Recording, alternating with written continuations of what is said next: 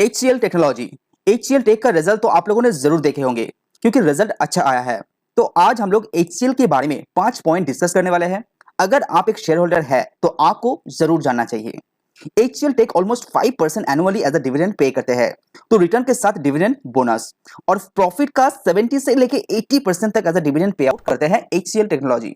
तो HCL tech का Q4 result आने के बाद HCL कंपनी को कहां-कहां दिक्कत को फेस करना पड़ रहा है, यानी कि कौन-कौन सा प्रॉब्लम जो HCL टेक के ऊपर अभी दिखाई दे रहा है। तो नंबर 1 टेलीकॉम सेगमेंट के अंदर 5.6% का quarter to quarter basis down है यहाँ पे रिजल्ट। अगर आप टेक की बात करें तो वहां पे भी 1.6% का डाउन है और मैन्युफैक्चरिंग के अंदर 3.5% का quarter to quarter basis down है, लेकिन यहाँ पे ये जस्ट वन टाइम है।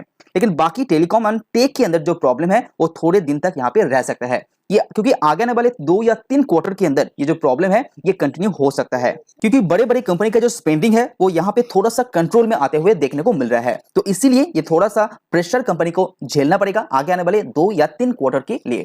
उसके बाद जो दूसरा पॉइंट है वो है रेवेन्यू के अंदर ग्रोथ, यानी कि HCL टेक का फाइनेंशियल 2024 के लिए रेवेन्यू का गाइडेंस किस तरह से दे रहे हैं। तो फाइनेंशियल 2024 के लिए 6 से लेके 8% का रेवेन्यू के अंदर ग्रोथ आप एक्सपेक्ट कर सकते हैं। अगर सर्विस टर्म से देखें तो ये 6.5 से लेके 8.5% का ग्रोथ आप एक्सपेक्ट कर सकते हैं HCL टेक के द्वारा। अगर फाइनेंशियल 23 की बात करें तो यहाँ पे जो ग्रोथ है वो 13.7% का रहा है। यहाँ पे जो प्रोजेक्शन दिया जा रहा है वो यहाँ पे थोड़ा सा मिनिमम के अंदर दिखाई दे रहा है, जो पिछले कई सालों के बाद ये टारगेट दिया जा रहा है। ये जो गाइडेंस दे रहे हैं इस बेसिकली ग्लोबल प्रॉब्लम के कारण दे रहा है। इंडिया के अंदर आईटी कंपनीज के लिए कोई भी प्रॉब्लम नहीं है, लेकिन अमेरिका के साथ साथ यूरोप के अंदर जहां पे HCL टेक का डिपेंडेंसी 80% से भी ज्यादा है वहां पे थोड़ा सा प्रॉब्लम है। लेकिन बाकी सारे सेगमेंट के अंदर उतना प्रॉब्लम नहीं है, जैसे BFSI के अंदर, सर्विस के अंदर उतना प्रॉब्लम यहाँ पे नहीं है। अगर ये वीडियो आपको पसंद आए तो वीडियो को लाइक एंड चैनल को सब्सक्राइब प्लीज कीजिए। तो Q4 रिजल्ट के बाद कॉल के द्वारा कंपनी के जो मैनेजमेंट है उसके द्वारा बताया गया है कि ऑर्डर बुक के साथ क्या होने वाला है। तो प्रोजेक्शन ऐसा दिया जा रहा है कि बहुत सारा प्रोजेक्ट कंपनी का कैंसिल भी हो सकता है। तो कंपनी का मैनेजमेंट के कहना है कि BFSI के अंदर बहुत ही स्ट्रॉन्ग ग्रोथ यहाँ पे दिखाई दे रहा है और यहाँ पे ऑर्डर भी अच्छा खासा आ रहा है, लेकिन जहां पे कंपनी को जो प्रॉब्लम फेस करना पड़ेगा वो है टेलीकॉम सेगमेंट के अंदर। तो वर्ल्ड मार्केट के अंदर जो स्पेंडिंग कम होते हुए दिखाई दे रहा है वो बेसिकली टेलीकॉम एंड आपका टेक के अंदर ये प्रॉब्लम अभी दिखाई दे रहा है।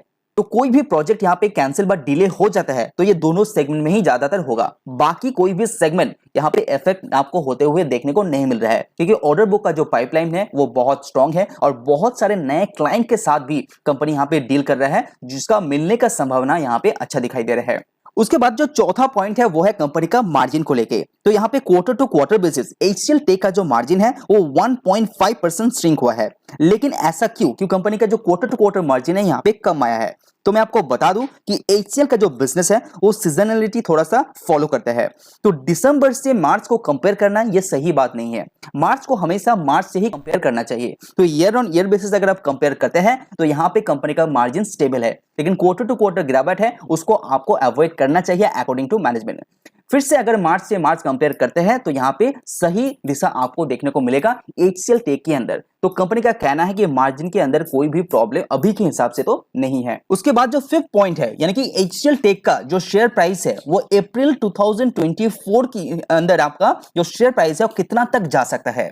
तो HCL टेक का Q4 का रिजल्ट आने के बाद बॉब कैपिटल मार्केट्स के द्वारा जो टारगेट दिया जा रहा है वो है 1240 का, जो 18% अपसाइड है।